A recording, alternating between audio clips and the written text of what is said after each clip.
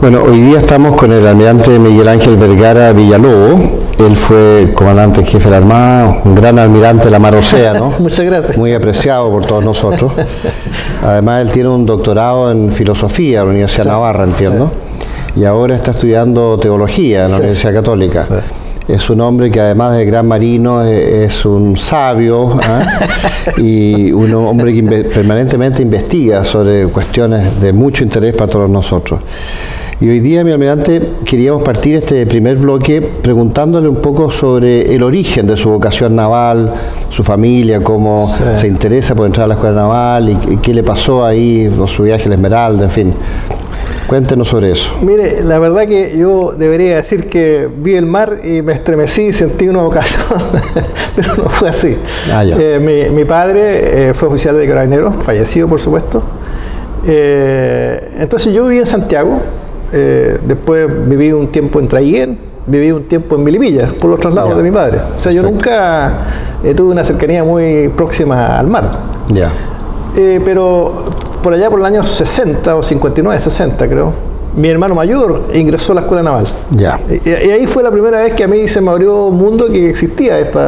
Me gustó la carrera, el uniforme. Mi hermano sí no alcanzó a estar un año en la escuela naval y posteriormente se retiró. Y él ingresó después a Carabineros, siguiendo los pasos de mi padre. Perfecto. Entonces de ahí me nació una inquietud. Y terminado mis humanidades, yo podría haber entrado en ese tiempo con tercero humanidades, pero yo seguí estudiando, pero siempre quedé con el bichito de la escuela naval. Y posteriormente, cuando egresé de sexto año de humanidades, postulé a la escuela naval.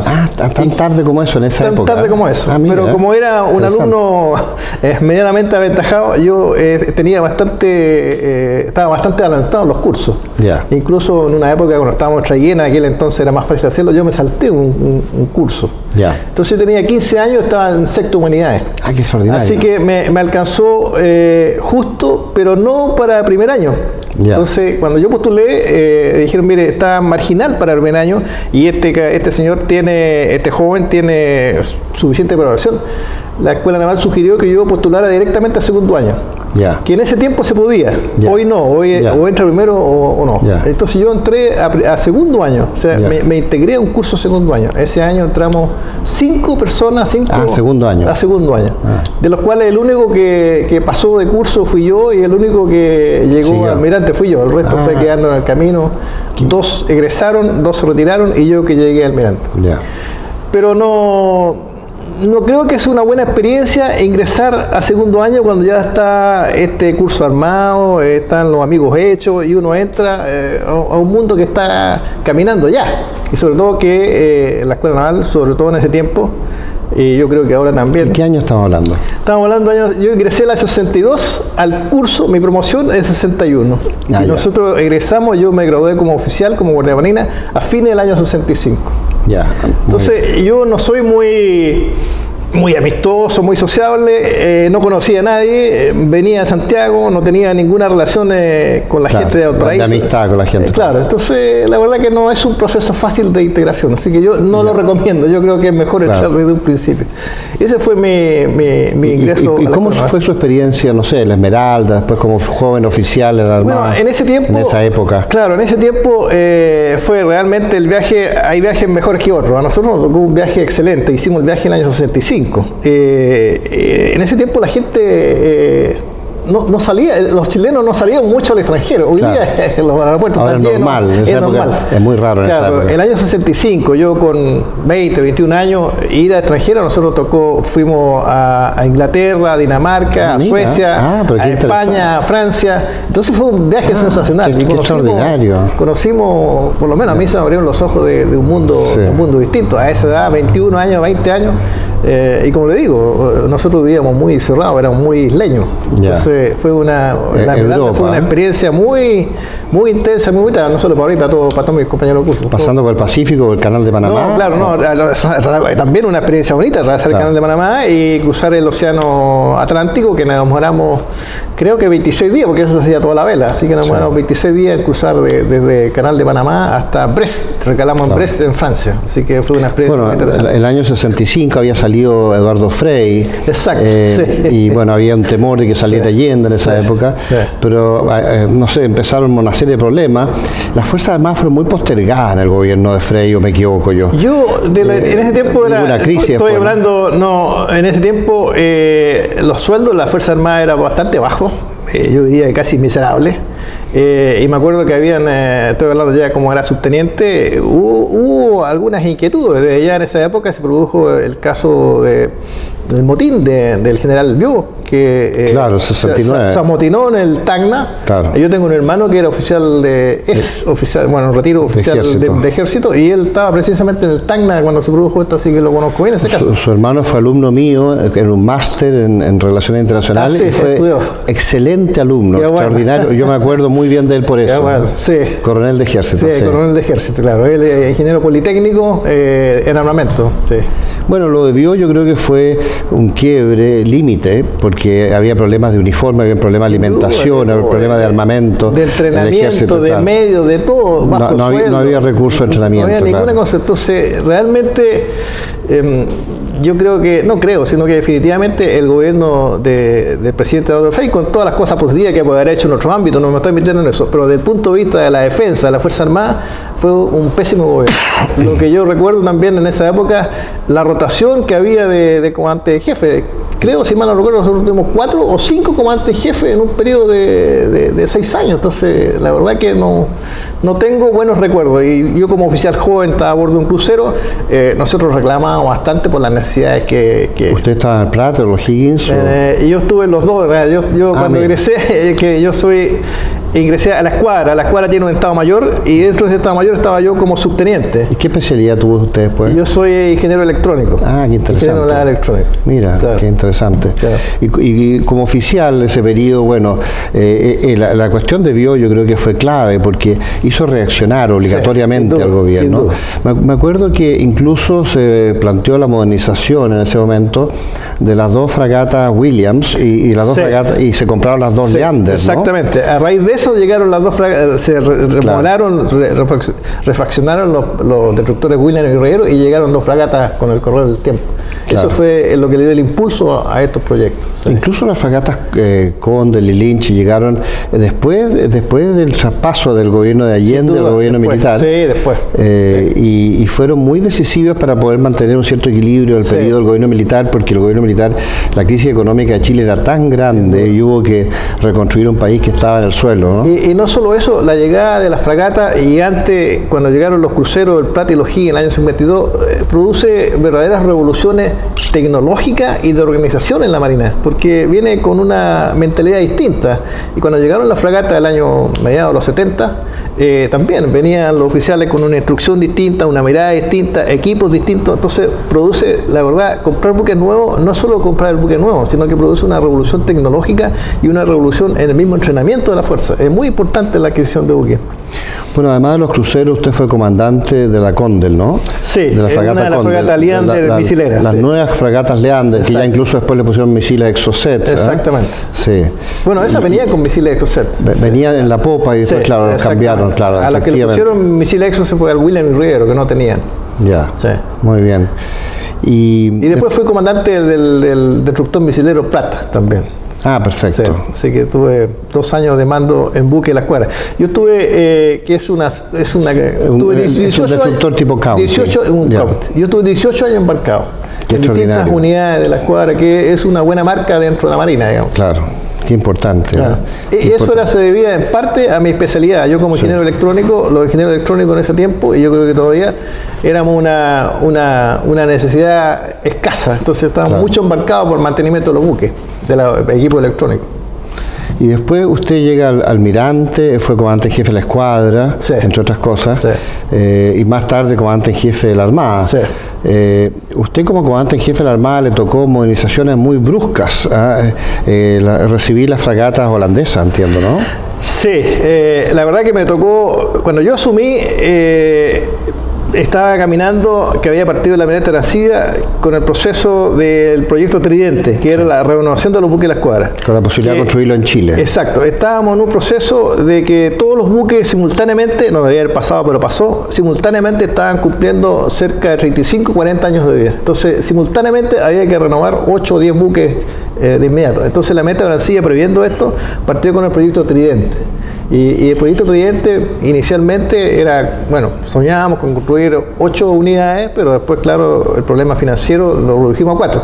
Y ese era el proyecto Tridente. El proyecto Tridente era construir 4 fragatas en Chile, de las cuales la primera se construiría con apoyo del astillero ganador de la licitación y las otras 3 las construiríamos nosotros en ASMAR. Me acuerdo que ganaron la MECO 200 alemana. Esa era, ¿no? la Blue Moon Foss. Exactamente. Sí. Pero cuando yo recién asumido, llevaba 6 meses, en diciembre del 2001, el presidente Lago estimó que no era conveniente la construcción, no por problemas técnicos, sino por problemas esencialmente financieros, porque efectivamente comprometía el presupuesto de la Marina por varios años y además estábamos en ese periodo cancelando todavía las varias cuotas que nos quedaban pendientes de los submarinos Scorpene.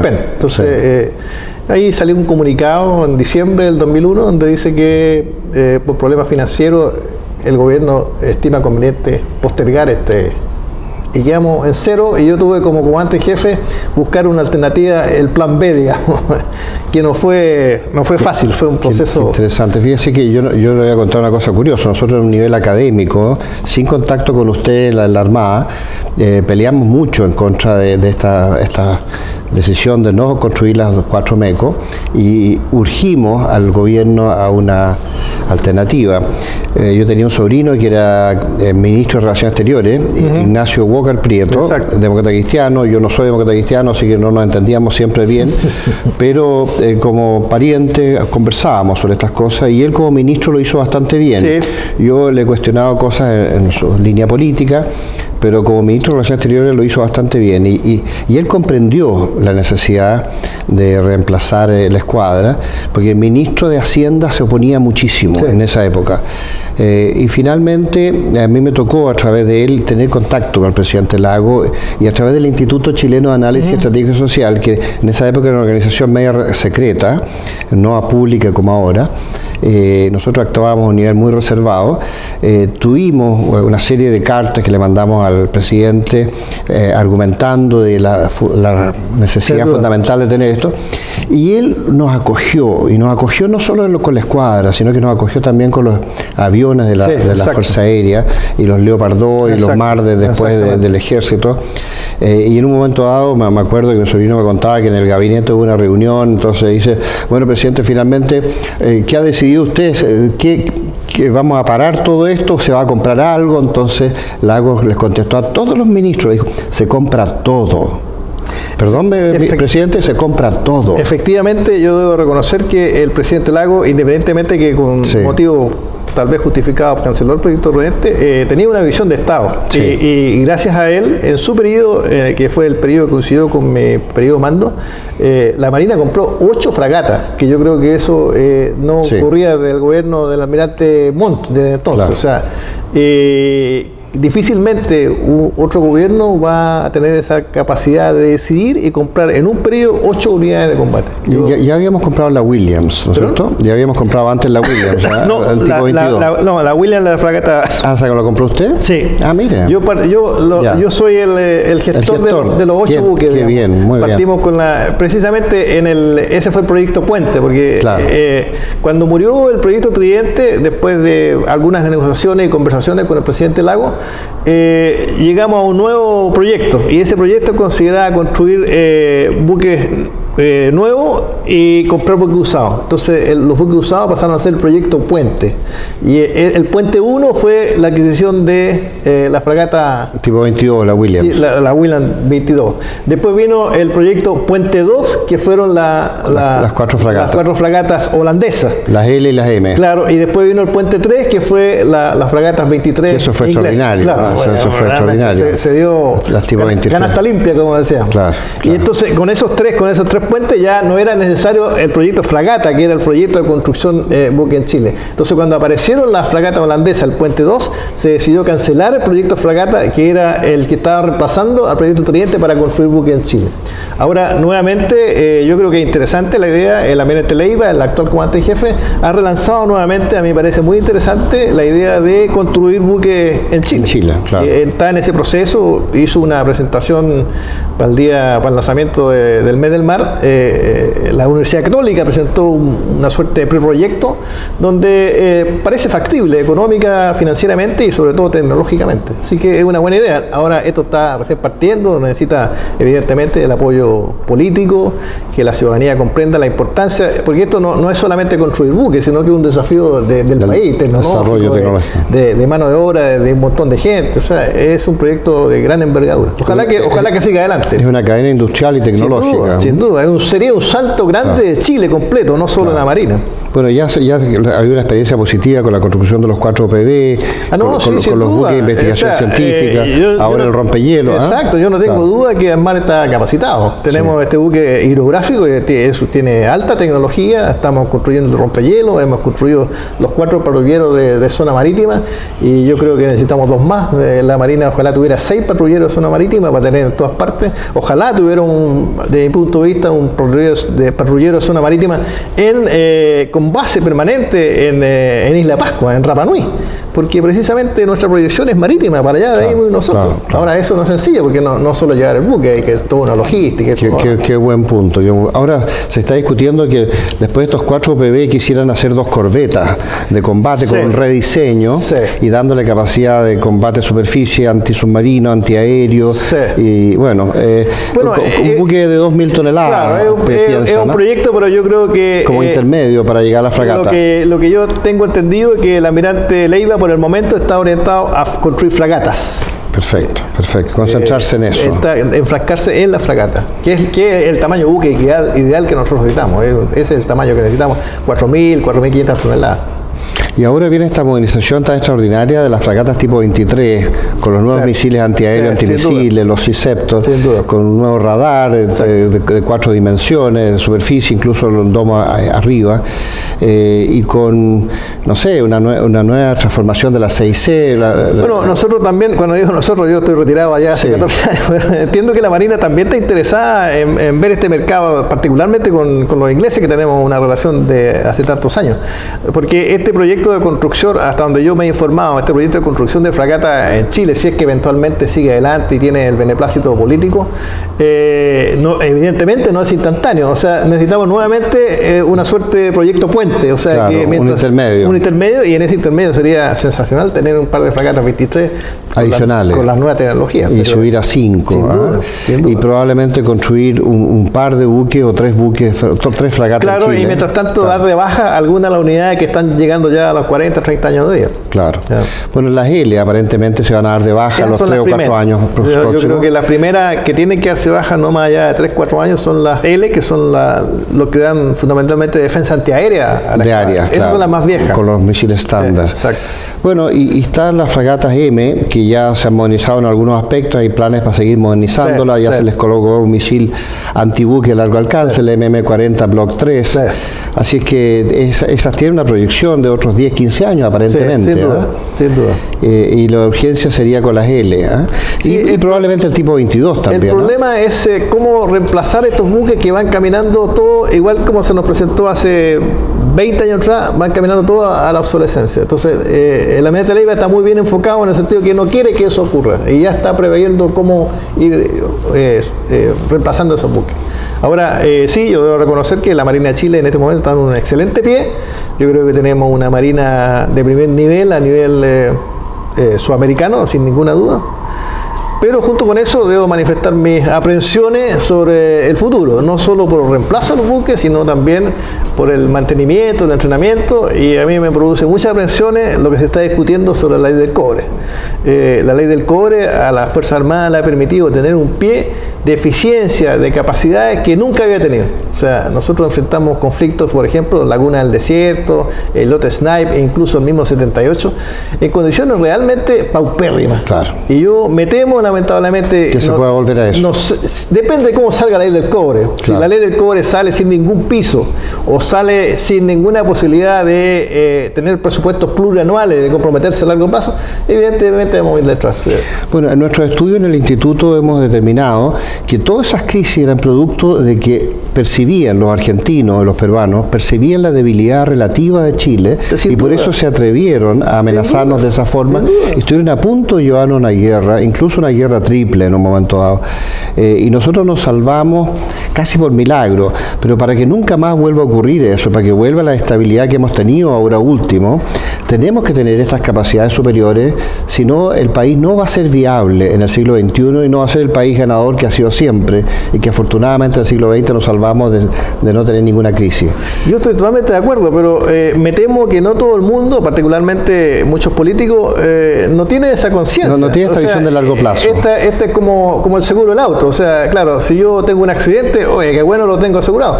Pero mientras no lo tenga el accidente, uno dice, chuta, estoy perdiendo plata. Que esto es lo mismo. O sea, la disuasión tiene un costo, pero por eso hemos tenido más de 100 años paz. Lo que usted decía, cuando tuvimos el crucero La Torre, entonces del año 40 y tanto hasta el superdreno, claro. No tuvimos ningún conflicto con ningún país con Argentina. Claro. Se dio de baja el crucero, el acosado La Torre y empezaron los conflictos. Empezó Snipe y otros, claro, sí. Mira, terminamos el primer bloque y después vamos a pasar a un segundo bloque. ¿Cómo no? Mi almirante, ya que estamos conversando sobre la escuadra, el año 78 nosotros tuvimos una escuadra bastante grande. Sí, pero era un buque, la mayoría viejo, pero era grande. Sí. Me acuerdo que en esa época estaban entrando en América Latina los misiles, nosotros teníamos Exocet, en el Williams, en el Rivero, en la Condor, en la Lynch. Claro. Y en el Portal y Centeno teníamos misiles falsos. Sí, misiles falsos que se pusieron un poquito después. Sí. Nadie los creyó. Yo incluso me acuerdo de haber estado una vez en Buenos Aires. Entonces un señor me dice, ¿usted que es especialista en defensa? ¿Y cómo sabe? No, porque lo he leído en la revista Tecnología Militar, una revista alemana que circulaba por acá. Lo conozco a usted. Oiga, dígale a los chilenos que no les creemos los misiles del Portal y el Centeno. Bueno, ya, perfecto. Pero nos da tranquilidad a nosotros pensando que ellos creían que era cierto. Claro. Bueno, de hecho lo investigaron, así que algún efecto puede haber causado. Sin duda. Ahora, nosotros teníamos 3 cruceros que tenían del orden de 1000 hombres, 1050 hombres. Sí, 1000, redondeando. Claro. Y después tuvimos buques mucho más modernos, ya los County tenían 450, 480 hombres. Hoy día las fragatas, los destructores, las fragatas tipo 23 tienen como 200, las LM tienen 180 hombres. Entonces las cantidades son mucho menores. Y eso nos hace pensar que la Armada se está achicando mucho, a menos que tuviéramos tantos buques como en esa época, tipo crucero, o quizá, no sé, un portaaeronaves o 2 con aviones pegue vertical, cosas que nunca ocurrieron, o más fragatas o más destructores. Hay que tener cuidado con esa aproximación. Es cierto que es proporcional, y de hecho la Marina ha bajado. Nosotros teníamos, estoy hablando de los años 70, del orden de los 30.000 hombres, y ahora creo, no estoy exactamente, pero 24.000, o sea, se ha bajado. Pero no es tan lineal esta disminución de la dotación directamente con el tamaño de los buques, porque si bien es cierto, el buque requiere menos dotación, se requiere mucho más apoyo de tierra en la parte de mantenimiento, así que hay que buscar un equilibrio. No es lineal la reducción de personal, pero efectivamente se puede reducir, pero no mucho más de lo que uno piensa, porque el mantenimiento requiere más personal en tierra.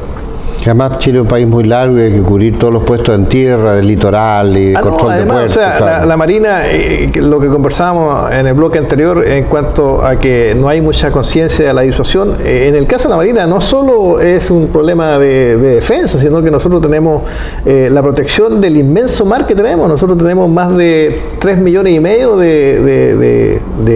de mar comparado con tierra. O sea, nosotros, el mar en el cual tenemos soberanía es casi 5 veces más que nuestro territorio continental. Y se han establecido últimamente varias áreas marítimas protegidas para conservar el ecosistema. Y eso requiere protección, requiere vigilancia. O sea, la Marina no solo está para la parte bélica y disuasión, sino que también para controlar este inmenso mar, controlar la pesca ilegal, controlar el contrabando, controlar la droga que viene del mar. controlar ahora la contaminación, que es un tema que está de moda, la contaminación. Claro. Todo eso es responsabilidad de la Armada, controlar estas áreas.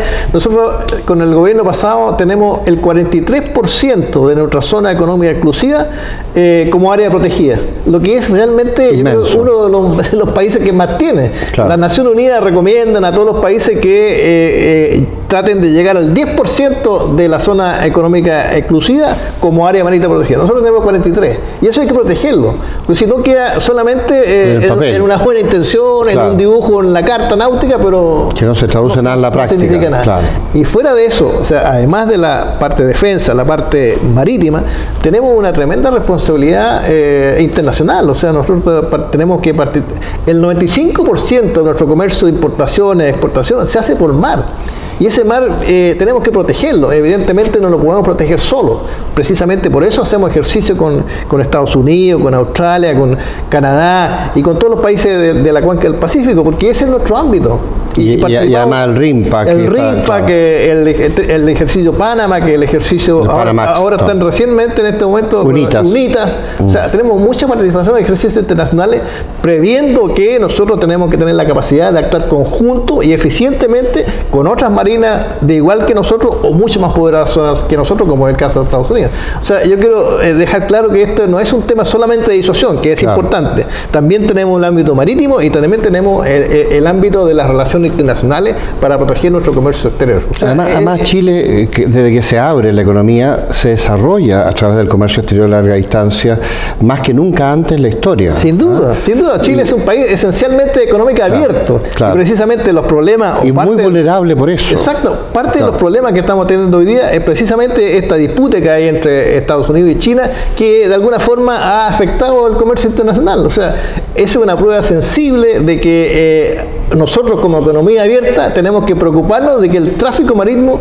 fluya sin interrupciones. Y así como tenemos los beneficios, nosotros también tenemos que pagar sus costos. Y ese costo significa que tenemos que participar en ejercicios de orden internacional. Para seguridad. Entre paréntesis, el año pasado en el ejercicio RIMPA, que este es el ejercicio más grande naval del mundo, donde participan como 15, 16 países de la cuenca del Pacífico, Chile por primera vez, un país que no es hispano, que no es angloparlante, asumió el liderazgo de la componente marítima, con más de 20 buques, 5 submarinos y una cantidad enorme de aeronaves. Y un almirante chileno asumió el mando de toda esa fuerza y lo hizo muy bien. O sea, yo creo que es un prestigio para Chile. Así hemos sabido y así nos hemos enorgullecido. Sí, muy bueno. La verdad que ha tenido poca difusión. Yo creo que... una lástima, ¿no? Claro, una lástima. Ahí está, lo debo decir con nombre, en ese tiempo era Comodoro y el almirante Niman tuvo un destacado papel en la conducción de esta fuerza multinacional. Bueno, yo me acuerdo haber leído alguna vez en el Proceeding un artículo de esta revista que es de la Armada de Estados Unidos. Sí, donde se critican que tenemos que llegar a eso. Nosotros tenemos una revista marina, pero somos más cautelosos. Yo leo Proceeding también y me llama la atención gratamente cómo un subteniente critica un artículo, diferentemente por supuesto, un artículo que escribió un almirante y dice: yo creo que el almirante está equivocado. Claro. En Chile todavía no llegamos a eso. Claro. Hay un brainstorming ahí entre ellos y se tolera todo esto. Se tolera, claro, y hay un respeto académico, en fin. Me acuerdo de leer un artículo cuando yo era muy joven que decía: Why the Chilean Navy is one of the best trained in the world. Y a mí me llamó mucho la atención y realmente ahí yo me di cuenta por qué la Marina chilena es una de las mejores entrenadas del mundo, decía este artículo, y daba todas sus explicaciones, siendo una marina media chica, decía ellos, tiene esta tradición tan formidable. Ellos especulaban mucho de dónde viene esta tradición chilena, por qué era una marina que operaba tan bien. Entonces se consultaba cómo sabemos esto. Bueno, porque nosotros hemos entrenado con todas las marinas europeas y en América Latina durante muchas décadas, incluso con Japón y los países del este de Asia, y podemos hacer comparaciones. Y a ellos les llamaba mucho la atención la eficacia, la eficiencia, la habilidad marinera, la capacidad de maniobra de la Armada de Chile. Creo que tenemos un buen prestigio internacional proporcionalmente al tamaño de marina que tenemos. tenemos mucho más del tamaño de la marina. O sea, la marina es mundialmente conocida como una marina eficiente. Sí. Y yo creo que eso viene en parte, el año pasado celebramos los 200 años de la marina, viene en parte de toda nuestra tradición, que el año pasado se destacó mucho, que viene con Cochrane. O sea, Cochrane puso una impronta a la Marina de Chile de decisión, de valentía, de organización, que la hemos mantenido. Pratt es de alguna forma producto de esa marina que proviene de Cochrane, y nosotros ahora recogemos Cochrane, Pratt y seguimos hacia adelante. O sea, es una marina que tiene muchas tradiciones. Y Cochrane trajo muchos marinos que él conocía. Sin duda, eran la mayoría ingleses. Claro, y que habían estado en la guerra napoleónica. Exactamente. Y algunos también marinos norteamericanos, y que recientemente había habido una guerra entre Estados Unidos e Inglaterra, la última guerra que empezó en 1812 y terminó en 1815, y después muchos de estos marinos quedaron como un poquito en el aire porque se movilizaron para la guerra, ganaron mucha experiencia, tenían muchas habilidades y ellos, claro, querían aprovechar sus habilidades y vinieron a Chile, y bajo el almirante Blanco Encalada, después Cochrane, desarrollaron la Armada de Chile con esta tradición inglesa. Ahora, ¿cómo se siente usted llamándose Vergara Villalobos, traicionando a Castilla y al País Vasco con esta tradición inglesa? Le contaba yo que mi pasado no es un pasado marinero, sino que es un pasado terrestre, y en ese sentido me entronco con la tradición española, porque los españoles en realidad, yo soy muy agradecido a los españoles, la conquista. Esta leyenda negra yo no la comparto en absoluta. Yo creo que el hecho que nos dieron el idioma, nos dieron una religión y nos dieron un desarrollo, debemos estar agradecidos a España. Y nosotros mismos fuimos parte del imperio. Evidentemente. Un imperio que por lo menos 3 siglos. Ahora sí, hay que decirlo, nosotros fuimos conquistados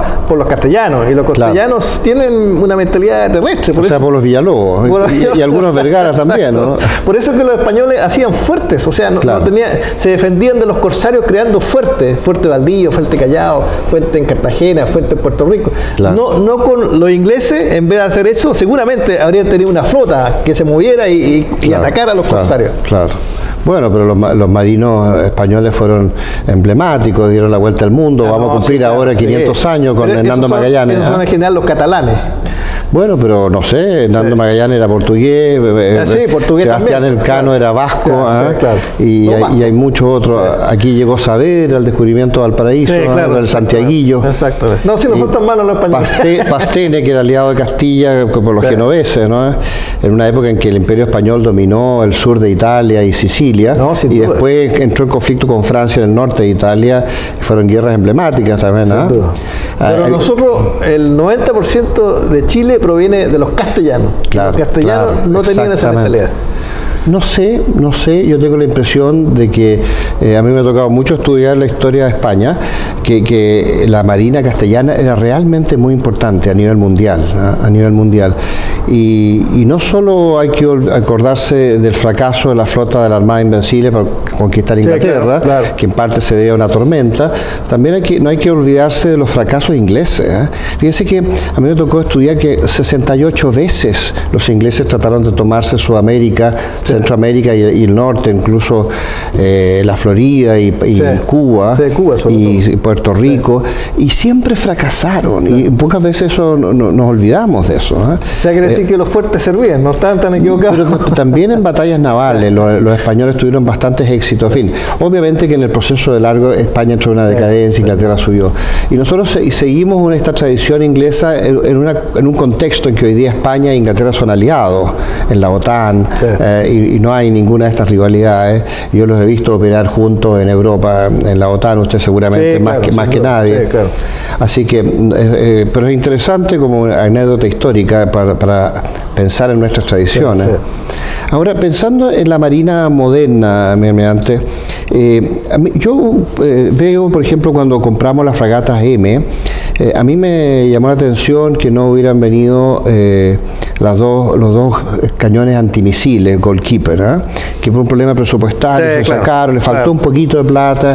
Yo lo encontré horrible que no tuviéramos los Goalkeeper en las M, los teníamos en las L, y no los tuvimos en la M. No sé si ahora cuando demos de baja las L podríamos cambiarlo y ponerlo en las M. Yo creo que sin duda que debería ser parte de un proyecto. Claro, porque naturalmente corta distancia es fundamental. fundamental. Sí. El último atajón del gol, después de los misiles antimisiles, antiaéreos. Pero uno tiene que ajustarse a los presupuestos. Entonces, de repente los deseos, las necesidades no calzan con los presupuestos y de repente hay que desechar oportunidades o necesidades que son valiosas. Cuando uno analiza la historia, no ve muchos enfrentamientos navales de buque contra buque en los últimos medio siglos, después de la Segunda Guerra Mundial. Claro. Ve muchos ataques de aviones contra buques y a veces ataques sorpresa que sorprendan a los buques, no los tienen en su estado de alerta con la CIC activada y con los sistemas de armas activos y los pillan. Entonces, la amenaza aérea a mí siempre me ha parecido de una enorme importancia. A mí me preocupa mucho que la Armada no tenga una combinación aeronaval de combate. Yo sé que tenemos helicópteros, tenemos aviones de patrullaje marítimo, helicópteros de combate, helicópteros de enlace, en fin, helicópteros de transporte infante marina de vez en cuando. Pero yo creo que nos faltan aviones de combate para combinarse con la escuadra y eso es un tema que yo creo que está pendiente y debiéramos desarrollar en el futuro. Yo sé que son presupuestos extraordinarios. Es otra orientación que presupuesto extraordinario. O sea, idealmente yo totalmente de acuerdo. O sea, si me pregunta a mí, ojalá que tuviera un portaaviones, pero uno tiene que ser realista con la situación del país, con la situación económica. Yo creo que no estamos en condiciones de tener un portaaviones y si bien concuerdo plenamente en la necesidad de ojalá la Marina tuviera basado en tierra sus propios aviones de combate, una docena o 8. Creo que es un costo bastante alto, alto en entrenamiento, en mantenimiento en y además tenemos que ser honestos, o sea, no digo que se vaya a producir, pero se podría producir algún roce con la Fuerza Aérea que yo creo que sería bueno evitarlo. Es que yo haría lo siguiente, yo le propondría a la Fuerza Aérea, mire, la Armada va a tener 10 aviones de combate y los convidamos a ustedes a que incorporen 20 aviones de combate del mismo tipo para un rol aeronaval, que 2/3 sea de la Fuerza Aérea y 1/3 de la Armada, pero que nos coordinemos bien, nos combinemos bien, pero para el rol aeronaval, que también es terrestre. Que precisamente las modernizaciones que se hicieron y que todavía están en progreso en el Ministerio de Defensa tienden a eso, a una mentalidad conjunta, que no sea parcelado la guerra aérea, la guerra naval y la guerra terrestre, sino que sea un conjunto. La coordinación, la combinación. Y en ese sentido hay un jefe común y el jefe común dispondrá dónde tendrán que hacer los esfuerzos los aviones o los buques. Si al final el problema es presupuestario, porque cuando yo hablo con los aviadores navales o con, no sé, con operaciones navales, acá, ellos siempre están de acuerdo. Me dicen, es una cuestión de plata, es una cuestión de recursos. No hay que creerle a los aviadores navales. Claro, nosotros somos capaces, pero... Evidentemente un aviador naval lo único que quisiera es tener aviones de combate. Claro. Pero yo, mirando la situación un poco más arriba, sería deseable, pero creo que por el momento es un proyecto demasiado ambicioso y que nosotros tenemos unas necesidades más prioritarias antes que eso. Usted quisiera tener un portaaviones, yo quisiera tener 2 portaaviones. Ojalá. Eso es más o menos la diferencia entre el realismo de la Armada y el idealismo, un poquito ilógico, del Instituto. Yo, por el momento, mi meta, imagino que esa es la Marina en general, es tener el reemplazo de la fragata. Sí, por supuesto. De ahí podemos conversar. Y también hay que reemplazar los helicópteros. Necesitamos, antes que aviones de combate, aviones de exploración. Claro. Y también tenemos que modernizar la infantería marina en todo lo que se pueda. Sin duda, la Fuerza de Infantería Marina para Chile y para la Armada es un prestigio. La verdad es una fuerza de élite muy disciplinada, muy efectiva, combativa, muy efectiva. Pero claro, como toda la fuerza necesita mantenerse al día y mantenerse... Nosotros hemos hecho un chequeo comparativo y hemos descubierto que la infantería marina es probablemente la fuerza terrestre, en este caso naval terrestre, más efectiva de combate que hay en América Latina. La Fuerza Naval Infantería Marina chilena. Yo creo que sí. Más efectiva que hay en América Latina. Y incluso la gente del Ejército lo reconoce. Yo he hablado con gente de la BOE, la base de operación, la Brigada de Operaciones Especiales del Ejército, que son los mejores entrenados de ellos, y ellos reconocen esto.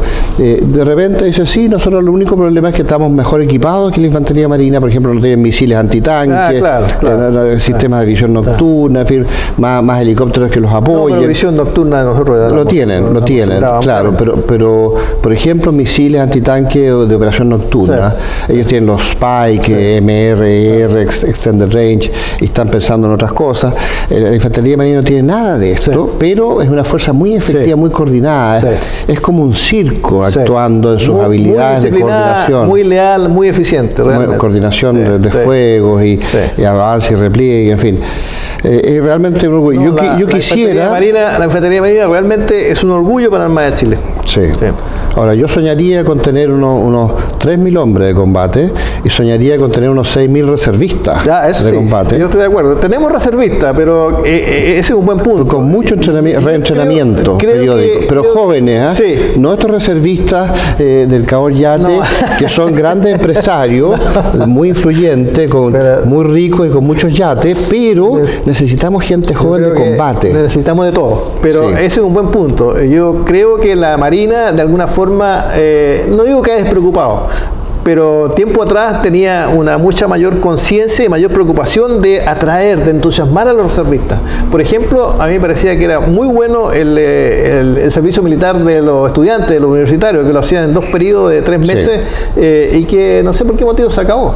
Ahora, los Cabor Yate y los reservistas de la Quinta Normal, que son 2 grupos distintos, yo creo que son necesarios y son muy necesarios. Ahora, pero hay que ponerle más carne combativa, estoy de acuerdo. Así es, sí. A mí me tocó, en lo personal, presentarme voluntariamente a hacer el servicio militar en el Cabor cuando éramos jóvenes que íbamos a la guerra. Nosotros nos prepararon porque, bueno, había una situación muy complicada en la época de Allende.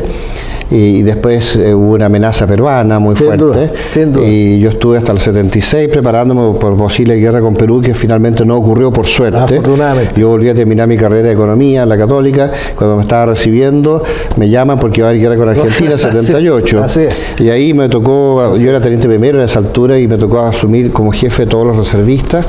Y después formamos una unidad de fuerzas especiales de reserva con el comandante Godard y con los busos tácticos, que fue muy cuestionada porque los reservistas no podían ser fuerzas especiales, pero al final decían, bueno, pero si estamos en guerra necesitamos todo el apoyo que podamos, y los mismos busos tácticos nos apoyaron mucho. Pero qué bueno tocar ese punto porque cuando hablamos de la disuasión, que yo decía que hay una suerte de, no sé, de inconsciencia o desconocimiento, yo creo que de esto también, o sea, Chile efectivamente en los años 70 estuvimos muy cerca de una guerra con Perú que no ha tenido la significación que tuvo con Argentina y el 78 con Argentina, o sea, yo creo que es un mérito que hay que reconocerle a las Fuerzas Armadas de Chile y al gobierno militar de la época que logramos disuadir de 2 conflictos muy graves, el con Perú en el norte y con Perú en el sur, que cualquiera de los 2 que se hubiera iniciado habría sido triple, porque habría sido invadido por todos lados. O sea, eso, como el gobierno lo manejó de tal forma que no decretó movilización general, no hizo alarde, como sucedió en Argentina, que eran shows televisivos y rellenaban ataúd para el sur, etc. Nosotros no hicimos nada de eso. Entonces, si bien la disuasión funcionó, no creó suficiente conciencia en la ciudadanía de la crisis que está viviendo y la importancia de la disuasión de las Fuerzas Armadas en esos 2 periodos. De la magnitud de la crisis, efectivamente. Efectivamente. Ahora, mediante, históricamente, y eso quizás lo vamos a ver en el próximo bloque, me gustaría que repasáramos un poco la historia de Chile, los conflictos que hemos tenido, la evolución que hemos tenido, la forma que tiene Chile geopolítica, de ser tan delgado y tan largo y que es tan extraño, y lo que implica eso desde el punto de vista estratégico, y cómo podemos hacer para ser un país viable en el siglo XXI y que no corramos los riesgos que tuvimos en el siglo XX, que realmente corrimos riesgos muy grandes y pudimos haber desaparecido o no reducido si no hubiéramos tenido todo el éxito y la suerte que tuvimos. Pero para que no vuelva esa situación, ¿qué podemos hacer en el siglo XXI para ser un país viable, para ser fuerte y de modo de poder negociar bien con Argentina y Perú e impulsar a Sudamérica la integración y a cosas más interesantes que la rivalidad vecinal? Bueno, con eso terminamos el segundo bloque.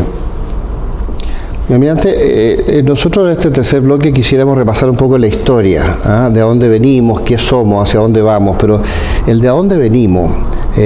Chile, a mi juicio, tiene un origen básicamente español e indígena, castellano, decía usted.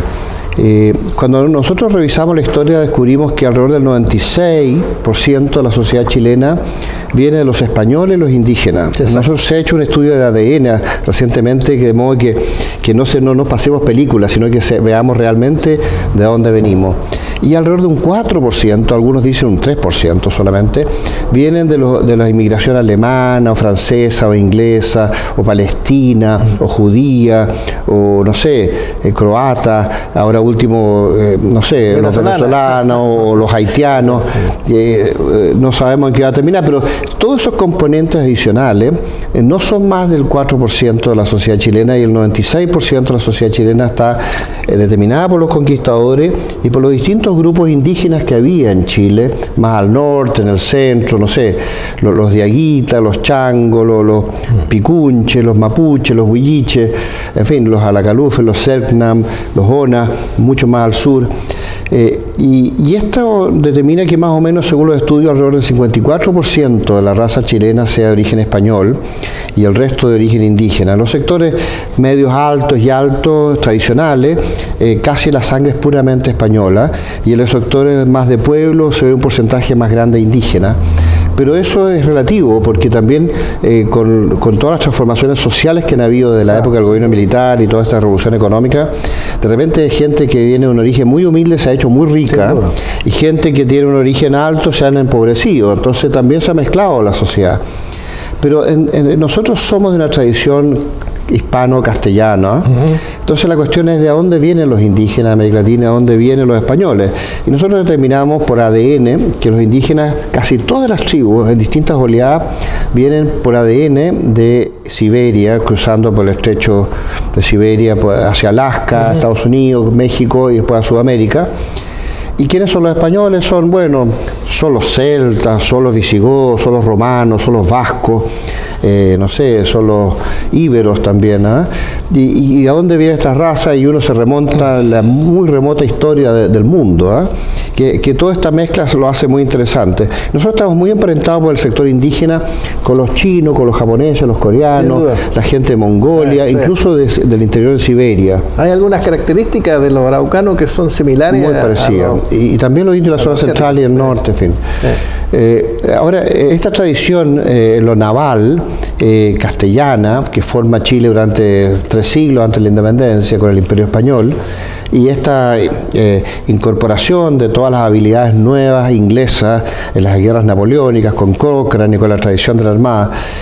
¿Cómo lo ve todo esto? ¿Usted cómo ve la historia de Chile? Bueno, yo tengo alguna discrepancia con el planteamiento. Estoy de acuerdo que el 96% y la raza viene de España, no queda duda. Pero, no, 54%. Pero yo no sé si este porcentaje de extranjeros, alemanes, ingleses, puede que sea el 4%, lo conozco, pero me parece que esas inmigraciones fueron importantes y son muy importantes, o sea, claro. No solo por cantidad. Los alemanes, los ingleses. Claro, o sea, los ingleses aquí en Valparaíso fueron fundamentales. Claro. Los alemanes en el sur fueron fundamentales. O sea, más allá de la cantidad, yo creo que las inmigraciones han sido positivas. Claro. Y si yo lo traspaso al día de hoy, a mí en lo personal, yo me alegro que haya muchos venezolanos. Los venezolanos son mucho más amables, mucho más cordiales, mucho más eficientes que los chilenos. O sea, incluso hablan bien. Hablan bien. Estamos aprendiendo de ellos. No me preocupa mucho. Hay que controlarlo, por supuesto, y no puede ser discriminada y abierta, pero no me preocupa mucho la inmigración. Sí. Yo creo que los inmigrantes han sido los croatas han sido importantes en Chile, los palestinos. O sea, aquí hay grupos palestinos, hasta donde entiendo, los palestinos en el extranjero, la mayoría está aquí en Chile, o el grupo más grande está en Chile. Exacto. Y todos han sido grandes ciudadanos, grandes empresarios. O sea, creo que ha sido positivo. Ahora, yendo en lo mismo que conversamos de la tradición de la Marina, la tradición de la Marina es inglesa. No tenemos, a pesar que nosotros estuvimos conquistados por los españoles, nuestra tradición, si bien es cierto, tenemos muchas cosas de los españoles naturalmente, pero nuestra tradición como Marina es fundamentalmente de los ingleses. O sea, nosotros tenemos, si bien tenemos algunas normas, algunas ordenanzas que son propiamente españolas, yo diría que nuestra tradición es fundamentalmente inglesa. O sea, no es tan fácil o no es tan claro la cantidad del porcentaje de nacionalidad que tengamos. Pero evidentemente yo creo que ahora estamos efectivamente en un mix. Yo creo que no tiene mucho sentido en el día de hoy hablar que si somos más españoles o más araucanos. Somos un mix de todas las razas, la verdad. Sí. No, lo que pasa es que a mí me gusta resaltar la tradición naval española, porque hubo en Chile, bueno, el Saavedra, que descubrió Valparaíso, Pastene, que era este genovés que fue el almirante Pedro Valdivia, que navegó hacia el sur, llegó a Valdivia y a otros lugares. Después está Ladrillero, que hizo unas expediciones mucho más profundamente hacia el sur, y tantas expediciones que hubo de España. Ahora vamos a cumplir 500 años del paso de Hernando Magallanes, que fue la primera vez que se avistó Chile por el sur. La conquista vino después con Diego Almagro en 1536, pues Pedro Valdivia en 1540, que en enero ya forma la ciudad de Santiago, o febrero, pero lo que quiero decir es que toda esa navegación paralela a la conquista terrestre se nos olvida. Y todo lo que ocurrió en 300 años, antes de la independencia español, también se nos está olvidando muchas veces. Incluso que construíamos buques en Chile, construíamos buques en Constitución, y a veces en Talcahuano, y aquí mismo en Valparaíso. Bueno, en parte, como le decía, ha sido por esta leyenda negra que se ha construido, y contra yo lo veo hoy día, contra España. O sea, incluso hay gente ahora, creo que ya se eliminó, no estoy seguro, contra el Día de la Raza, que se llama el Día de la Raza. Ahora hay como una suerte de complejo que nos subordinaron.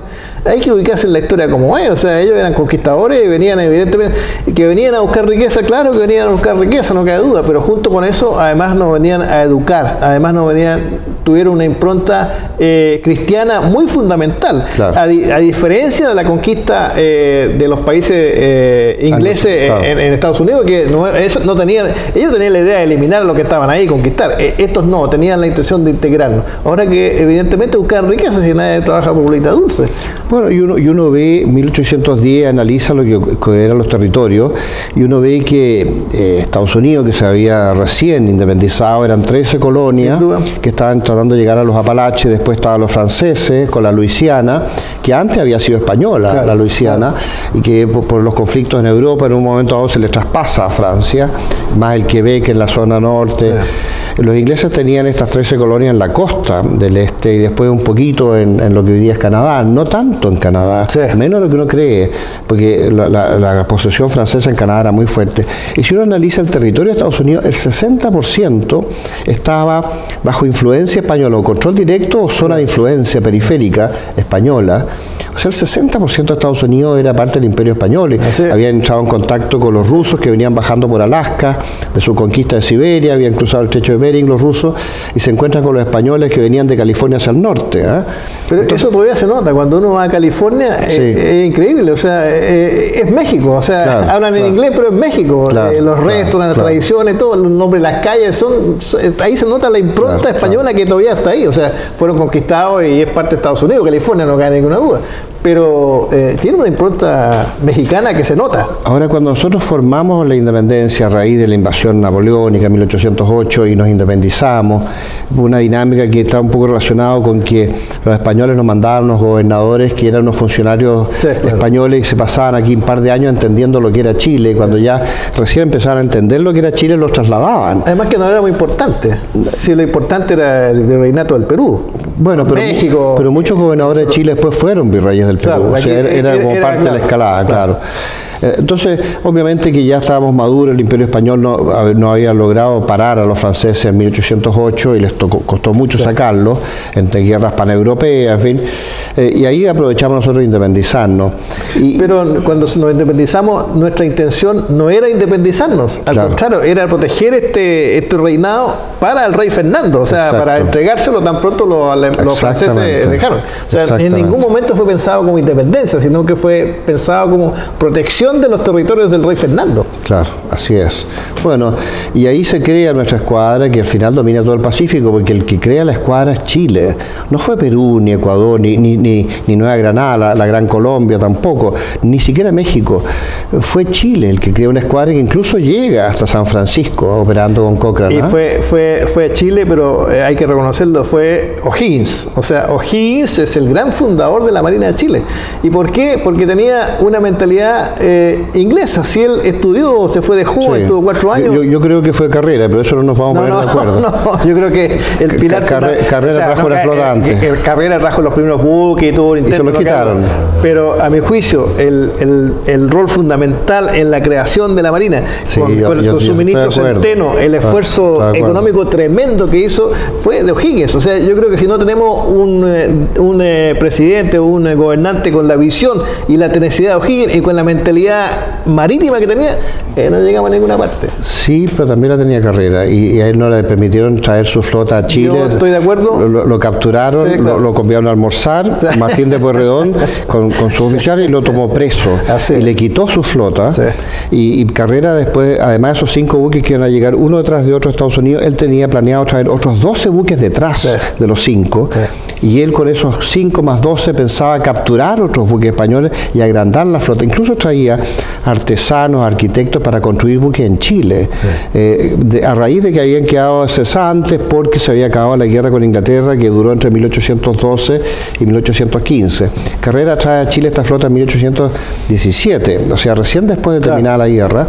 Y estos artesanos, él quería crear una industria naval y tecnológica para fabricar de cañones y todo en Chile y crear una base industrial de armamento naval y derivado de una capacidad industrial. Eso no se lo permitieron. Y ahí yo reconozco las divisiones entre O'Higgins y Carrera que fueron muy nefastas. Y todavía sigue la rivalidad y efectivamente yo estoy de acuerdo en que de alguna forma O'Higgins se ha llevado todos los méritos desconociendo lo importante rol que jugó Carrera. Pero dicho lo cual, yo reafirmo que la escuadra de Chile, la escuadra libertadora, se construyó, se conformó y se organizó gracias a O'Higgins. Sí. Bueno, historia podemos hablar mucho. Sobre todo entre O'Higginistas y carreristas. Yo no soy de ni uno ni otro, yo soy chileno y reconozco los méritos de los dos. Nosotros por los Prietos estuvimos muy cerca de O'Higgins, de mi familia, en la época de la independencia. Y por los Freire también. Mi mamá era Vial Freire y la bisnieta Ramón Freire. Hasta que hubo un rompimiento también entre Freire y O'Higgins y finalmente Freire reemplazó a O'Higgins en la última etapa, en fin. Y así que, bueno, Prieto estuvo con Carrera sirviéndolo y después estuvo con O'Higgins. Ahora, los Prietos siempre estuvieron muy cerca de O'Higgins. Así que yo no podría traicionar lo que hizo mi familia, pero revisando la historia, al igual que Benjamín Vicuña Maquena, a mí se me ha agrandado Carrera. Se me ha agrandado Carrera y espero que la Armada algún día reconozca todos los esfuerzos que él hizo por crear una Armada. Y después viene... Recientemente lanzó un 4º libro este señor Parbec, Guillermo Parbec, que escribió el Veterano de la Guerra, un libro muy interesante, muy ameno leer, y escribió uno que se llama Manuel Rodríguez, lo lanzó recién. Sí, claro. Bueno, y ahí deja bastante mal a O'Higgins con respecto a Carrera. Bueno, empezaron a perseguir y asesinar a las personas claves que eran carrerinas. Y bueno, y el libro tiene, no sé, uno podrá estar de acuerdo o no, pero tiene documentos que uno dice, bueno, es bastante... El general Álvarez, argentino, habría sido el que ejecutó directamente a Manuel Rodríguez por orden de la logia, donde O'Higgins tenía un rol importante, en fin. Pero me llama la atención que pasando tantos años, ya más de 200 años, y todavía esta esto preocupa. Es preocupante, la verdad. Ahora, después nosotros estuvimos en el gobierno de Prieto, que se empieza a organizar la República. Mucha gente piensa que es Portales. Nosotros hemos estudiado el tema. Portales no estaba en el gobierno de Prieto. La gente no sabe eso. No estaba en el gobierno de Prieto. ¿Pero fue ministro? No fue ministro solamente el año 36. Claro. Cuando Prieto asume como presidente, Portales renuncia. Él había sido ministro de Tomás de Ovalle. Y entre el 31 y el 36 Portales no estaba. Estaba aquí en Valparaíso, entre paréntesis. Y estaba creando un batallón de guardia cívica. Y Prieto lo llama el 36 porque dice, tenemos problemas con la Confederación Perú-Boliviana, con Andrés de Santa Cruz. Usted ha vivido muchos años en Lima y en Callao y usted conoce muy bien a la sociedad peruana y me gustaría que me explicara cómo van a reaccionar y quién es quién y cómo van a pasar las cosas. Así que le insistió mucho. Portales no quería. Finalmente aceptó y fue ministro ministro de Prieto entre el año 36 y 37 y lo matan. O sea, se alza el ejército con un batallón y no sé, Vidaurre con el conflicto que tiene aquí con Blanco Encalada en Valparaíso finalmente fusilan a Diego Portales. Estoy de acuerdo, pero Portales fue nuevamente fundamental en su visión marítima en este conflicto que tenía contra la Confederación Perú-Boliviana. Sin duda, tiene una frase que está ahí en la Academia de Guerra que digamos es la norma nuestra, o sea, tenemos que conquistar primero el mar y después hacer todas las cosas. Y que se ha demostrado en la historia, así fue, en la Guerra del Pacífico pasó exactamente lo mismo, o sea, mientras no se conquistó el dominio del mar, claro, estábamos entrampados. Claro. O sea, yo a Portales, estamos hablando aquí, no sé, el comandante Garrido y después el comandante Angulo, la captura de los buques en Callao. Yo como marino me reconozco a O'Higgins y a Portales como hombres visionarios. ¿Usted sabe quién organizó la escuadra de Cochrane? Antes que llegara Cochrane, fue Prieto. El coronel Prieto, bajo las órdenes de Centeno, pero el que hacía las operaciones de montar los buques era el coronel Prieto. Y después Prieto fue comandante en jefe de la Armada en el gobierno de Bulnes. Y Prieto era un obsesionado por las cuestiones navales. Así que cuidado. Yo sé que hay un relato de que Portales es el hombre. Y ese relato lo inició Prieto, porque cuando Portales muere, asesinado, Prieto se obsesiona por crear a Portales como un mártir del Estado. Claro. Y él le pide al secretario Andrés Bello, que estaba trabajando en las relaciones exteriores, que le junte documentos o cartas o alguna cosa que haya escrito Portales, y él consigue cartas con amistades que se había intercambiado, y así se van recopilando y se recopian las cartas que haya escrito Portales para crear una historia de Portales, y esa historia de Portales la hace Prieto. Pero esas cartas tenían contenido, o sea, sin duda que nada, o sea, sin duda que tenían contenido, pero se llega a decir hoy día que el gobierno era de Portales. El gobierno nunca fue de Portales. Y ahí hay un error histórico, hay un relato equivocado. Y Prieto fue el obsesionado de tener a Portales consigo. Claro. Y segundo, Prieto fue el obsesionado por crear la imagen de Portales después que él muere y recopilar esta historia. Ahora, yo no lo cuento esto por chauvinismo, sino que lo cuento para recordar que esta historia de la guerra contra la Confederación Perú-Boliviana, donde la Armada tuvo un rol tan importante, sí, claro, hubo gente, por ejemplo, como García del Postigo, que sí, a veces claro, se nos olvida. Claro. Después la batalla de Casma, sí, que fue una guerra incluso contra un grupo francés, que fue contratado por el gobierno peruano para enfrentar la escuadra chilena, en vista que ellos no habían podido hacer otra cosa. Es que en la guerra contra la Confederación Perú-Boliviana, en realidad lo que absorbió la imagen pública, el atractivo fue, en ese caso fue la guerra terrestre. O sea, ahí Bulnes con la batalla de Yungay es lo que se llevó toda la gloria, y la parte marítima pasó a un segundo o tercer plano. Claro. No así en la guerra del Pacífico, donde la parte marítima fue vital. Acá tuvo una relevancia distinta y menor comparado con lo que tuvo el ejército. Pero eso fue porque al principio se controló el mar. Sin duda. En la guerra contra la Confederación. Por eso pudo trasladarse el ejército. Claro. Si no, no se hubiera podido trasladar el ejército. Y esa fue la visión que tuvo Portales. Claro, pero que siguió Prieto, porque Portales estaba muerto. Ah, sí, no cabe duda. Y Blanco Encalada no tuvo éxito con el Tratado para buscar pata, finalmente. Sí, claro. Después Bulnes, que entre paréntesis era sobrino Joaquín Prieto y discípulo Joaquín Prieto, con varios miembros de la familia. José María de la Cruz Prieto también fue como jefe de Estado Mayor, y hicieron todas estas operaciones terrestres, la captura de Lima, la batalla de Huin, no sé, finalmente la batalla de Yungay. Fueron varias batallas, la gente siempre piensa que es Yungay, pero son 5, sí, claro, las batallas que Yungay es la decisiva. Exacto, la que termina por ganar la guerra. Claro. Después tenemos la experiencia de la guerra con España, en que Chile apoya a Perú por un conflicto por la isla. Una guerra sin sentido, la verdad. Sí, sí. Es que nos afectó mucho a nuestro comercio. Sí, claro. En fin. A Valparaíso fue bombardeado y destruido, claro, construcciones los almacenes, ¿no? Sí, la aduana. Nuestra marina mercante no se recuperó nunca más. Ahora, esta capacidad naval de Chile que decae y vuelve a resurgir y decae, y a raíz de la experiencia con España se piensa que hay que comprar estos blindados y hay que comprar otro par de corbetas, y Chile toma conciencia de la necesidad de controlar el mar a raíz de la guerra con España. Yo estoy de acuerdo, pero ojo con esta conciencia, nuevamente una conciencia, sí es cierto, y se compraron los dos blindados, pero poco antes de la guerra del Pacífico esos blindados se pusieron a la venta precisamente por problemas económicos. Entonces esta mentalidad hasta por ahí nomás, porque claro, ¿Cómo con dos dedos al frente uno piensa mirando para atrás? Claro, sentado aquí mirando la historia para atrás es fácil, pero nosotros tuvimos a punto, no tuvimos compradores, porque si hubiéramos tenido compradores, esos buques se venden claro. Y no sé qué haríamos hecho en la guerra del Pacífico, claro, porque eso fuera nuestro poder naval era ese. Es que yo estoy metiendo el dedo en la llaga justamente por lo que usted dice, porque ha existido en las clases dirigentes sectores que son partidarios de minimizar la capacidad de defensa y sectores que son capaces de fortalecerla. Y esta es una dinámica constante que sigue hoy.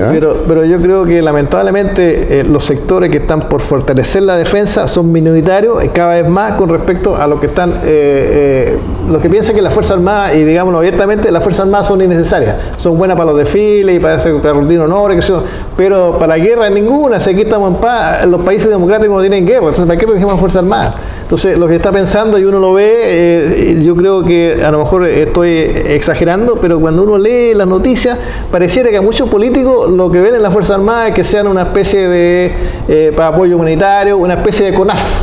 Una especie de CONAF y de bomberos mejor organizados. Esa no es la función de las Fuerzas Armadas. La pueden hacer y tienen que hacerla como algo subsidiario, pero eso no es nuestro rol fundamental. Si las Fuerzas Armadas no son ganadoras en Chile y no son líderes, Chile no va a existir. Sin duda. Y todos estos negocios, todas estas empresas van a desaparecer.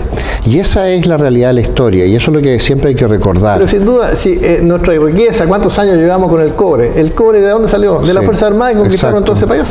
Claro, y el hecho de que se cobrara un pequeño porcentaje, que no se cobrara a la empresa del cobre, sino que era una cuestión contable, sí, claro. Para que el Estado supiera que de acuerdo al 10% de las ventas del cobre se podía asignar un fondo para poder garantizar la defensa. Pero este es un discurso que a mí, no estamos cambiando de tema, pero claro. Es interesante el tema, la ley del cobre. La fuente de fondo. Yo la verdad que me sorprende este discurso que uno escucha de políticos que uno debiera decir, pero ¿cómo no saben? O sea, tienen la convicción metida en la cabeza que la ley del cobre, el 10%, se divide en 3 partes, se le entrega a los comandantes en jefe y los comandantes en jefe hacen lo que quieren con esa plata. Esa es la mentalidad que existe en la mayoría de los políticos, que estos fondos son de administración particular de los comandantes en jefe. Y a lo mejor muchos piensan que por eso está este problema.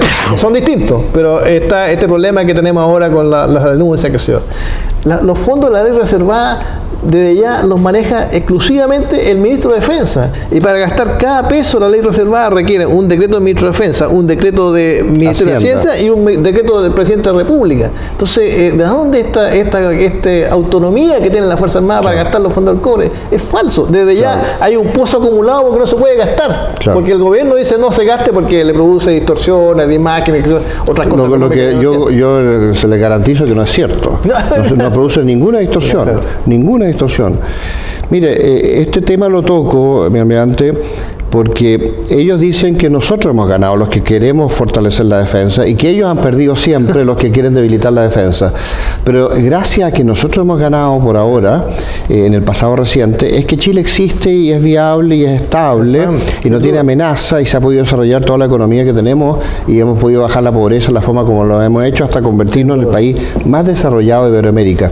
Si esta tendencia cambiara en el futuro, otras cosas van a ocurrir. Si nosotros no somos capaces de fortalecer mucho más de lo que somos la defensa de Chile, Chile no es viable en el siglo XXI en la dinámica a largo plazo. Pero yo creo que nos falta algo más. O sea, no solo hay que tener defensa, porque la disuasión tiene 2 componentes. Uno, evidentemente, tener la fuerza y el entrenamiento. Y la voluntad. Pero hay que tener la voluntad de empleo. Exacto. Y en ese sentido, yo no digo si soy razonable. O sea, no estoy pensando que vamos a tener una guerra, que vamos a ir a un combate. Eso no. Pero hay un uso político de la fuerza desde la paz. Y a mí me parece que desde el gobierno del presidente Lagos se construyó una fuerza de defensa importante con la marina, con los aviones, con los tanques. Tenemos en este momento una Fuerza Armada que son potencialmente muy potentes comparativamente con el ámbito latinoamericano. Pero sin embargo, yo creo que esa fuerza no ha sido utilizada políticamente. Me da la impresión que no hay una suficiente integración entre el ámbito de la defensa y el ámbito de las relaciones exteriores. Mientras la Fuerza Armada piensen que ellos son los empolvados y ellos piensen que nosotros somos los halcones, no vamos a llegar a ninguna parte. se puso, yo estuve en el Estado Mayor de la Defensa por allá a mediados de los 90, y había un delegado de Cancillería que era don Luis Palma, un hombre muy conocedor de la historia, muy enamorado de la Marina, que hizo un gran papel, pero desapareció. O sea, ojalá que haya gente del Ministerio de Relaciones Exteriores en defensa y gente de defensa en Relaciones Exteriores. Y cuando nosotros hacemos los juegos de guerra, a mí me parece absurdo que hagamos un juego de guerra sin que no esté presente, por ejemplo, los que van a ser los diplomáticos. O sea, hay una disociación no una disociación, estoy exagerando, pero no hay suficiente comunión entre defensa y relaciones exteriores. Entonces, no solo basta con tener la fuerza, sino que además hay que tener una convicción de que esto es una visión de país. La disuasión no la produce solamente la Fuerza Armada. La disuasión es la capacidad económica del país, la organización interna, sus instituciones. Todo eso es lo que produce una institución. Y todo eso tiene que estar coordinado. No es cuestión solamente de defensa. Sigamos en el cuarto bloque, porque terminamos el tercer bloque. Todo el tiempo pasa muy rápido, pero está muy interesante, y vamos a hablar sobre la Marina del futuro y lo que debiéramos hacer. Perfecto. Mi almirante, yo quisiera volver un poco atrás y que nos cuente más sobre su propia experiencia como comandante en jefe y esta renovación tan extraordinaria a la escuadra que usted tuvo la oportunidad de dirigir en combinación con el presidente Lagos. Y después que me contara además en el futuro qué es lo que cree usted que debería ser la Armada ideal para Chile, porque nosotros vamos a pelear por los presupuestos para que eso ocurra. Pero partamos con su experiencia como comandante en jefe. Bueno, primero me gustaría contar cómo asumí yo, porque asumí en una situación bastante compleja, diría, porque mi predecesor, el almirante Arancibia, renunció anticipadamente y se presentó como candidato a senador, que por lo demás lo hizo muy bien, sacó primera mayoría, o sea, estaba bien en su decisión. Pero eso produjo un problema muy complejo a nivel político, porque el presidente Lagos, la verdad que se molestó bastante con esta situación de que un comandante en jefe hubiera pasado a ser candidato por el partido de oposición fundamentalmente a su gobierno. Entonces fue una situación compleja porque yo fui notificado que iba a ser el nuevo comandante en jefe un día jueves a las 19 horas y el día lunes a mediodía estaba recibido. Y el almirante Arancibia no tuve oportunidad de dialogar mucho con él y después nunca más tuve un contacto personal porque claro, él estaba en su candidatura y después era senador, entonces era complejo para mí y para él establecer un diálogo. ¿Y qué puesto tenía usted antes? Yo era director de finanzas. Ah, ya. Bueno, interesante. Ahora, sí, no, era interesante y por supuesto yo llevaba ya 5 años de almirante y el almirante Arancibia creó una organización bien eficiente que se llama el COPLES, el Consejo de Planificación Estratégica. Entonces en este Consejo de Planificación Estratégica nos juntábamos todos los vicealmirantes, que éramos 5, una vez al mes, para analizar la Marina en general, los proyectos de desarrollo, los problemas que teníamos. Así que independiente de esto que no pudimos tener una conversación más íntima, yo estaba al tanto de la Marina. Pero sí fue una sorpresa. Yo la verdad que debo confesarlo, no estaba en mis planes, no estaba en mi mente que yo iba a ser el comandante jefe. Al contrario, yo pensaba que dentro de la quina había gente más preparada y con mayores condiciones que yo. Pero harto criterioso el presidente Lagos, ¿eh? Mirando para atrás, sí. No sé si fue criterioso. La verdad que es difícil saber por qué fui elegido yo dentro de esta quina. Creo que en parte puede haber sido porque yo tengo un carácter no muy sociable, no muy amistoso, entonces darme a conocer no es fácil. Y creo que influyó de alguna forma que yo estuve en el Ministerio de Defensa, sin yo pedirlo, por supuesto, fui transformado al Ministerio de Defensa y tuve 2 años uno como capitán de navío y 2 como almirante. Y ahí, entre otras cosas, me tocó participar en la redacción del primer libro de la defensa. Entonces eso me hizo relacionarme con mucha gente que de otra forma yo no me habría relacionado nunca. Ese yo creo que es un punto importante. Me relacioné, en ese tiempo era subsecretario Ángel Flifis, era subsecretario de Aviación, claro. Y Mario Fernández era subsecretario de Guerra, que después cuando yo ascendí a comandante en jefe, cuando me nombraron comandante en jefe, uno era el secretario de Marina y el otro era ministro de Defensa, o sea, claro. Los dos me conocían. Claro. Y lo otro creo que también fue importante que en ese tiempo Codelco, en el directorio de Codelco había un representante de las Fuerzas Armadas. Y como yo era el director de finanzas, yo fui designado por el almirante Arancibia como director de Codelco. Entonces ahí también en el directorio estaba el ministro de Hacienda, el ministro de Economía, un representante del presidente de la República, o sea, representante de los trabajadores. También tuve otro tipo de relaciones que si yo hubiera seguido en la Marina no la habría... No hubiera conocido. No habría conocido. Yo creo que esas relaciones de alguna forma pueden haber influido para que yo hubiera sido el comandante jefe, pero yo no tenía ninguna expectativa ni me lo esperaba tampoco, así que fue una absoluta sorpresa.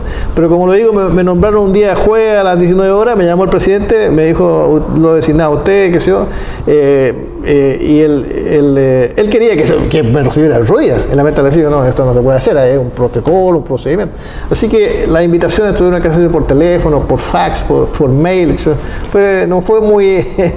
Y cuando llegó el día de la ceremonia de la entrega, el presidente de la República, saliendo del protocolo normal, no quiso pasar revista a las tropas como se hacía usualmente porque no quería aparecer acompañado de la metanacía.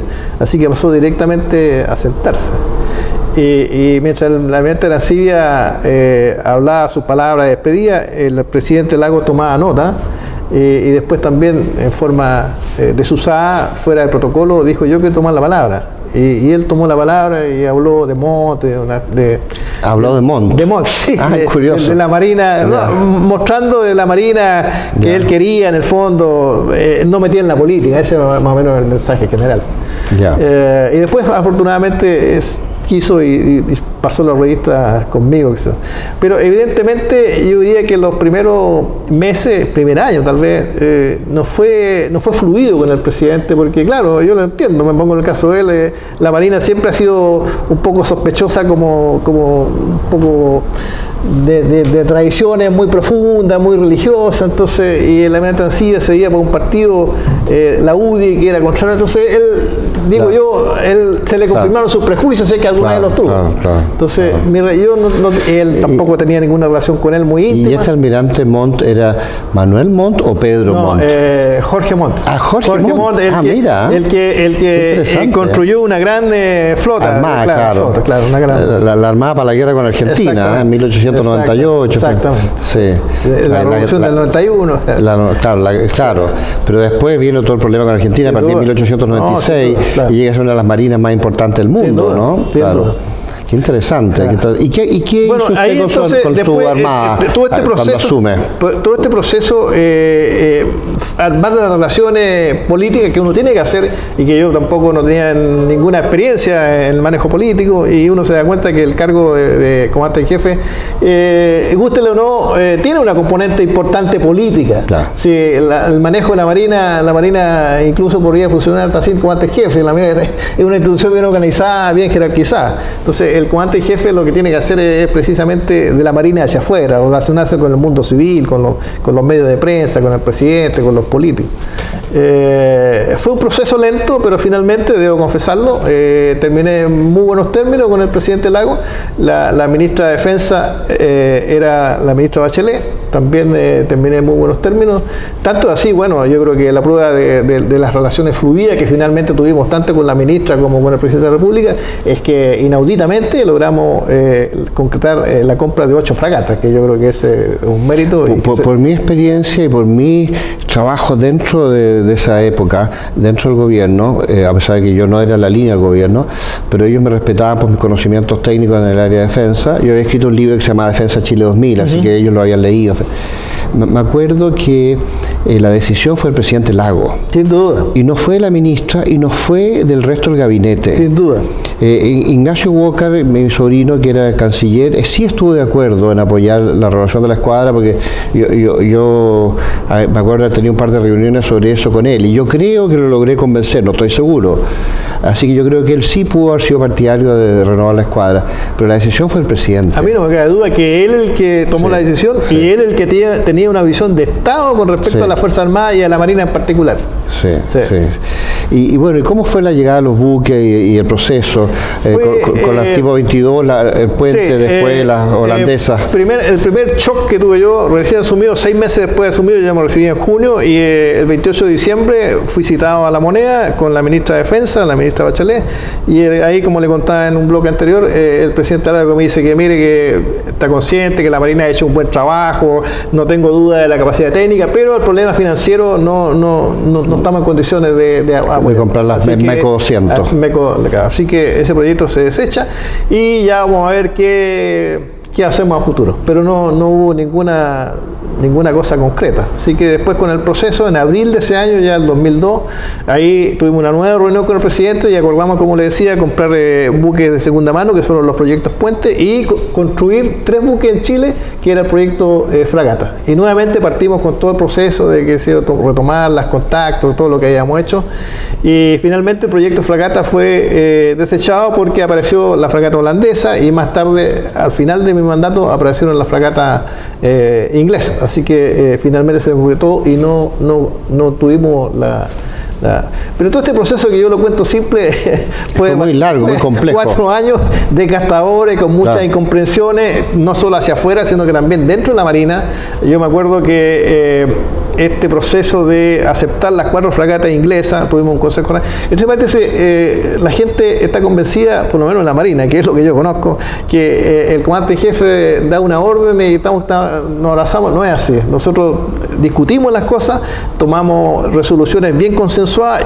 Claro que una vez que se decide, eso es lo que se hace y no se discute más. El Consejo Naval. El Consejo Naval. Pero en el Consejo Naval tuve yo un consejo muy duro cuando yo propuse mi posición de comprar las 4 fragatas holandesas y por lo tanto desechar el proceso de construcción de las cuatro fragatas y también en espera de las 4 inglesas, porque el gobierno inglés había ofrecido a las 4 fragatas inglesas, pero sin fecha. O sea, entonces tuvimos una dura discusión con opiniones encontradas, algunos almirantes a favor y otros en contra. Muchos decían, mire, es una mala noticia que no se construya en Chile. Y otros decían, ¿por qué no esperamos a las fragatas inglesas que se decía el gobierno inglés? Porque así tenemos la misma línea, tenemos la tradición y no nos compramos la fragata inglesa, a pesar que la fragata holandesa tenían bastantes similitudes y precisamente por eso las compramos. Pero fue un consejo muy duro, con opiniones muy encontradas de estos puntos de vista, que era por lo demás muy razonable. Pero yo tomé la decisión y mirando respectivamente una buena decisión. Claro, nunca esperé yo que además me iban a llegar la fragata tipo 23. Tipo 23, o sea que fue pero eso no lo tenía en mente en aquel entonces. Está empezando el tipo 22 Block 3, ¿no? Sí, claro. Y la 23 era una La 22 sueño. Llegó y esa ya cuando estábamos en esta discusión, la primero que llegó fue la fragata 22, la Williams. Block 2, claro. Que también fue muy criticada, o no muy criticada, pero también cuando uno es comandante en jefe, las felicitaciones no llegan nunca. O sea, nadie le dice, almirante, que bien lo hizo, no. Pero las críticas llegan, no directamente, pero hay canales que están inquietos, los oficiales, porque las cosas, compraron este buque, que en realidad es un buque muy viejo y que no tiene armamento, porque el armamento así fue comprado. No tenía mucho armamento, se le pusieron después. Lo compramos con la intención de ponerle armamento, decir, no, es que no vamos a tener plata, no vamos a tener fondo. Bueno, finalmente todo se cumplió y está una fragata excelente, la 22. Pero fue un proceso ingrato y duro, la verdad. Estos 4 años para mí me produjeron muchos desvelos. Y el otro problema que tuve, no problema, pero otro inconveniente, preocupaciones que tuve como comandante jefe, fue el tema de los derechos humanos. Está la comisión, recién terminada la comisión Alex, estaba el caso Woodward, el caso Aldoney. Claro, entonces hay presiones y uno tiene que conciliar las realidades con los intereses de distintas. El mundo político tiene una visión, el mundo interno de la Marina tiene otro, el mundo de los retirados, que también hay que preocuparse de ellos, tiene otra visión. Entonces, conciliar todas las cosas no es fácil, uno tiene que tomar decisiones duras. Nosotros en el Instituto hemos estudiado el tema con mucha profundidad y con muchas consultas, muchos expertos. Hemos llegado a la conclusión de que en Chile se ha violado la ley. A mí no me cae ninguna duda. Y que se sigue violando. A mí no me cae ninguna duda. Los juicios que se han hecho contra los militares, realmente yo creo que la historia, cuando se analiza en profundidad, sin pasiones, objetivamente, va a decir, pero ¿cómo es posible que hubieran sido condenados gente con estas pruebas, con estas decisiones? O sea, yo creo, lo digo abiertamente, yo creo que la justicia en Chile no ha operado en el tema de los derechos humanos contra los militares. Se parte de la base que es culpable. Y con 2 o 3 gente que lo denuncie... Hay un prejuicio político a nivel de la judicatura y se ha violado la ley de amnistía, se ha violado la prescripción, se ha inventado el cuento de la secuestro permanente, que como es falso, es ilegal. no se reconoce el prorreo, se usa el sistema antiguo judicial. Pero es una cadena de violaciones de la ley muy grave. Me sorprendo con las exquisiteces que se exigen para tener pruebas contra un caso de terrorismo. Se exigen pruebas, pero no me diga el caso que pasó recién con la investigación, cuando investigaron el vehículo que le hizo abrir el maletero y quedaron libres porque el carabinero no tenía derecho a decir que abrieran la maleta. El caso de los juicios de las Fuerzas Armadas. Claro. Eso habla muy mal del Poder Judicial, muy mal. Pero si hay casos, es que es sorprendente, es increíble. Hay gente que está condenada que nunca ha visto al juez. Claro. Nunca lo ha visto. Muchos. Y está condenado. Sí. Sí, y además existe este concepto de los crímenes de lesa humanidad que yo he investigado en Europa y acá con distintos juristas. Me dice, el crimen de lesa humanidad se deriva de los juicios de Nuremberg cuando se trató de exterminar una raza o cuando se trata de exterminar una religión. Cuando el Estado lucha contra el terrorismo, nunca hay crímenes de lesa humanidad. Aunque hay exceso, nunca hay crímenes de lesa humanidad cuando el Estado lucha contra el terrorismo. El Estado no solo tiene que luchar contra el terrorismo, es su obligación. Y si no lo hace, está cometiendo un pecado de omisión muy grave por el rol que le cabe al Estado. Pero no solo eso, sino que además se aplica la ley retroactivamente. Claro. Si esta ley fue aprobada el año... Es una ley política del año 2009. 2009 y se aplica retroactivamente. Mañosamente aplicada al 2009. Es inaudito. Claro. Es inaudito que una ley se aplique retroactivamente y se califica como lesa humanidad aplicando criterios que no estaban en el momento que se cometió la...